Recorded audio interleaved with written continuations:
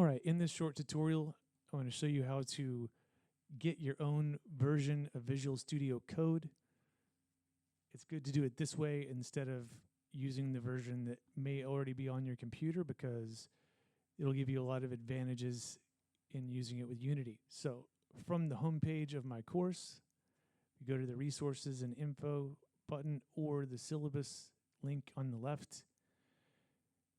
And you do have to be logged into your school email address to get access to it.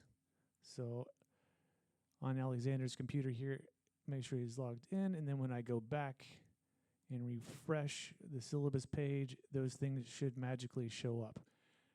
So I'm glad you were not signed in so I could show that in this demonstration because that's vital. You do only have access to this stuff if you're signed into Chrome with your student email or student account profile. All right, so in the portable apps, scrolling down on the syllabus page, down here, portable apps link.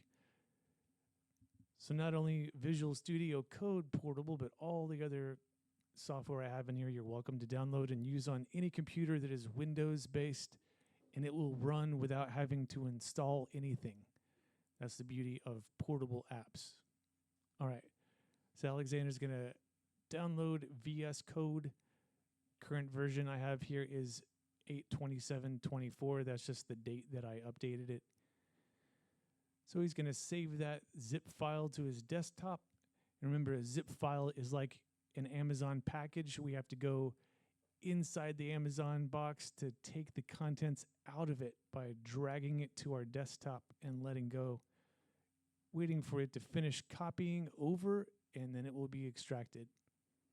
Once Alexander's got that copied, he can go back into his Unity project and tell Unity where that version of Visual Studio Code is so he can begin using it. So it goes to Edit menu at the top and down to Preferences. Inside of Preferences, go to External Tools on the left-hand side. Then in the External Tools at the top, choose the Open by File extension drop-down and then choose Browse. And it's already finished copying in the background, so we can go to Desktop, VS Code, whatever version that may be, and then code.exe is the actual program. So you hit Open. That's going to now link Unity and that version of Visual Studio Code, so it's ready to go. So now Alexander has already created a script here, but remember, quick reminder, to create a script, all you have to do is right-click in the empty area of your project pane, go to the Create at the top, and then choose C# script. Okay, so I'm just going to call this your script. Make sure that I am very careful with my capitalization. Capitalization does matter when you're coding.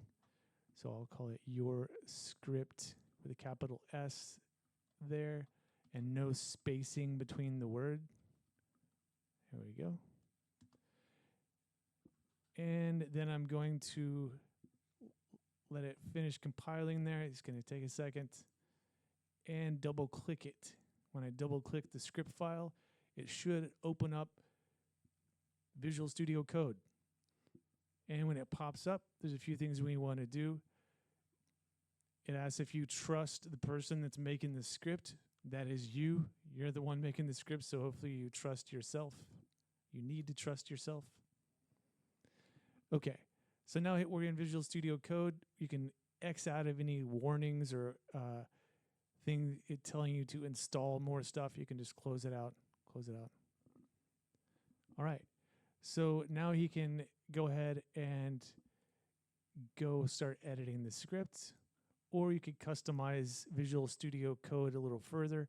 And I do have another video I've already recorded that goes over my preferred setup of Visual Studio Code, including extensions and themes and stuff that I like to use.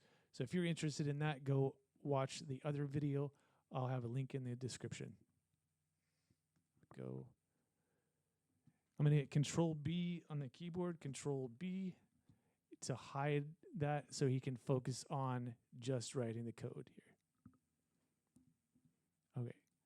Good luck, Alexander. I know your script is not the one you wanted, so I'll just delete that, and you can get back to your player controller script that you're working on just by double-clicking player controller. There we go. So now he can start writing code. Good luck.